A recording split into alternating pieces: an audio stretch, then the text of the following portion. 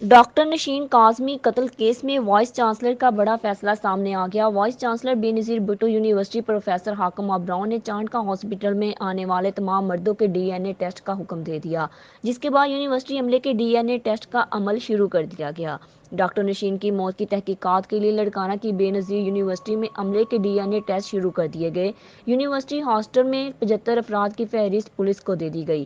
Forensic report میں doctor نشین اور ڈاکٹر نمرتا کے جسم اور کپڑوں پہ پائے گئے اجزاء میں مماثلت کا انکشاف ہوا تھا۔ ڈاکٹر نشین کی پھندہ لگی لاش 24 نومبر کو بے نظیر یونیورسٹی کے ہاسٹل سے ملی تھی۔ ڈاکٹر نشین کاظمی اور ڈاکٹر نمرتا کماری کی مبینہ خودکشیوں کے سلسلے میں سامنے آنے والی ڈی این اے رپورٹ میں اہم انکشاف کے بعد وی سی یونیورسٹی نے چانڈکا ہاسپٹل میں آنے والے ہر مرد کے ڈی این اے کا فیصلہ کیا تھا۔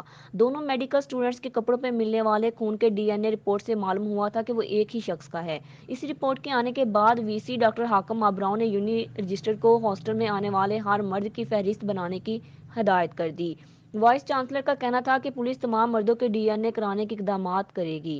واضح رہے کہ چانڈکا میڈیکل کالج میں ڈاکٹر نشین کاظمی کی موت کے 4 ماہ بعد واقعہ کی جوڈیشل انکوائری شروع کر دی گئی۔ آج کالج انتظامیہ اور پوسٹ مارٹم کرنے والی ڈاکٹر نشین کورٹ پہنچے۔ انویسٹیگیشن آفیسر بھی جوڈیشل کمیشن کے سامنے پیش ہوئے۔